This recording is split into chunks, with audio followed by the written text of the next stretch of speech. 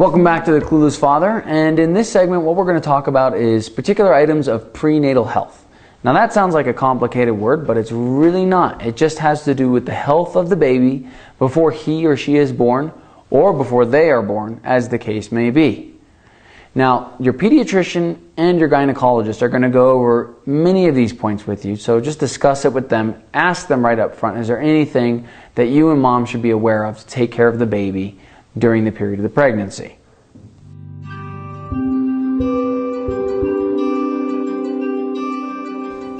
Okay, one of the first ones that they may or may not mention to you is, depending on the pregnancy, mom may not be able to fly after month 6 or month 7.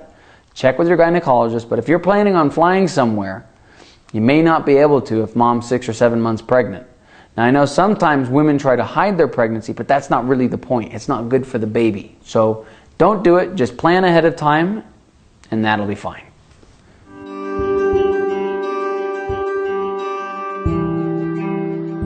The next thing is that at about month 8, mom is going to be really big. And what that means is no more driving for mom, because her belly is going to be really close to the steering wheel, and all the bumps and jars and leaning over is going to transmit directly to the baby, and that's not necessarily good for them. You can go over this with your gynecologist. You can always get a second opinion, but just as common sense, try and take care of that belly.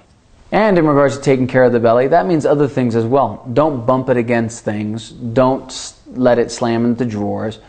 Don't carry heavy things on it. Just be aware that your baby is right behind that. And dad, this is for you, and mom, this is for you too. Dad, you just keep an eye on it and make sure everything stays cool, no heavy lifting and stuff like that. And mom, really pay attention to it. That is, if mom is watching. Otherwise, dad, you tell her. There's another thing, which is at about week 36, it's pretty much locked down for mom. She shouldn't be running around, bungee jumping, skydiving, running Boston marathons. She should be at home relaxing. It's a really delicate time period between then and when the baby's born.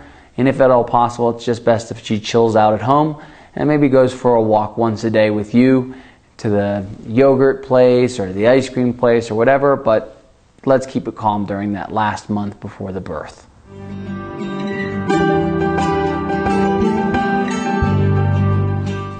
The next thing is smelly chemicals. You're going to want to stay away from smelly house chemicals and gas stations and stuff like that. Not particularly you, dad, but mom and baby. So just try and keep her away from those things. If you have really smelly chemicals in the house, get rid of them. Find a substitute that doesn't smell and just stay away from it, because that goes into her oxygen, which then gets transmitted directly to the baby. So you want to keep that baby as healthy as possible, which that means good air, good food, good everything. So just be aware of it.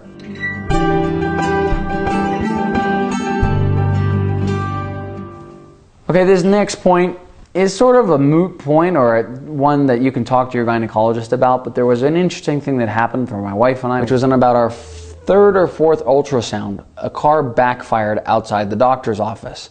And sure enough, the baby reacted with a jolt inside the womb. And it was quite surprising for me, but it made me see that the baby is aware of what's happening. So you're probably going to want to stay away from horror movies and loud movie theaters with lots of machine guns and stuff like that. Watch them at home on headphones or with the sound at a decent level so that you don't scare the baby. That you may not think of that way because the baby's inside of you, but realize they're alive and they're there. So pay attention to that. And in that regard, if you and your wife are planning on having sex, and I know I hate even bringing this up to you, but trust me, your gynecologist is going to bring it up in the most embarrassing of moments to you and your wife. And he's going to be even more blunt than I am about it. All I'm going to say is, remember that someone else is listening. So before you go on your Shakespeare monologue of love during your moment of passion, just realize that someone else might be listening down there. And keep it simple. And now that that embarrassing moment is out of the way, thanks again for watching The Clueless Father.